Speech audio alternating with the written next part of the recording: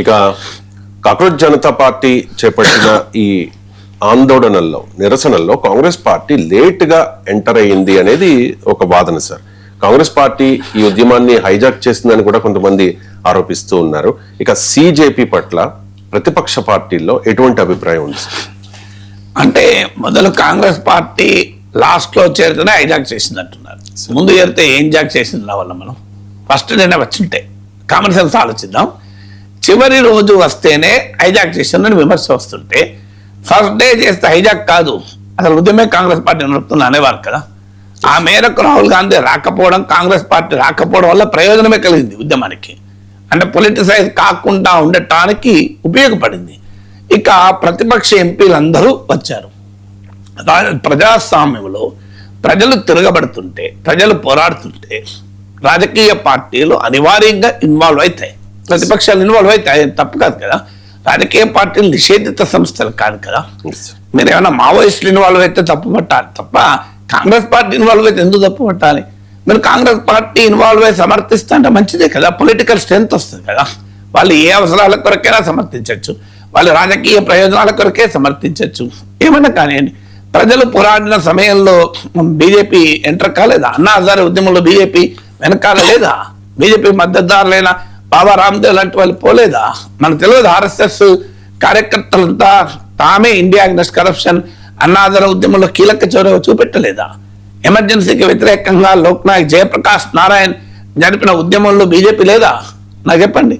ఎక్కడైనా దేశంలో ఉద్యమాలు జరుగుతుంటే, ప్రజలు ప్రభుత్వం పైన పోరాడుతుంటే ప్రతిపక్ష రాజకీయ పార్టీలు అనివార్యంగా ఇన్వాల్వ్ అవుతాయి.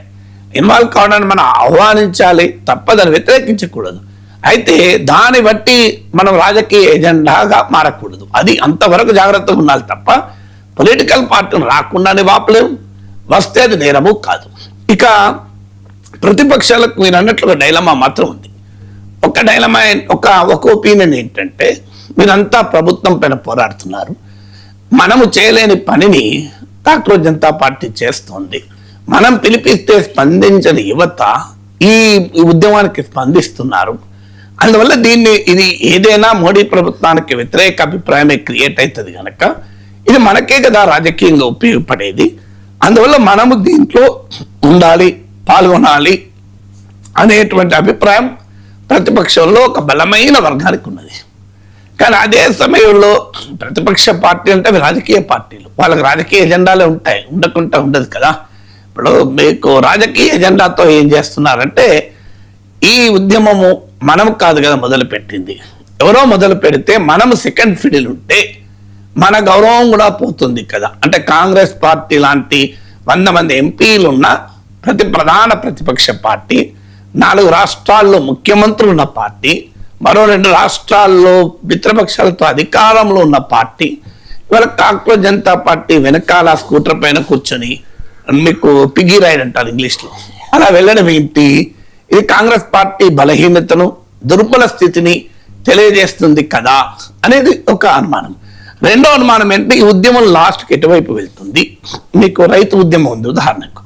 రైతు ఉద్యమం బీజేపీని ఓడించలేకపోయింది, కానీ డెఫినెట్ గా సీట్లనైతే తగ్గించగలిగింది, కానీ పూర్తి విజయాన్ని సాధించలేకపోయింది. కారణం అది కేవలము హర్యానా, పంజాబ్, వెస్టర్న్ ఉత్తరప్రదేశ్ లోని కొంత ఆర్థికంగా మెరుగైన రైతాంగం జరిపిన ఉద్యమంగానే ప్రధానంగా ప్రొజెక్ట్ అయింది. మీకు దేశమంతటా రైతుల ఉద్యమాలకు అనుకూలంగా జరగచ్చు, కానీ లీడర్షిప్ పొజిషన్ లో prosperous farmers of green revolution belt వాళ్ళు ప్రధాన పాత్ర పోషించారు.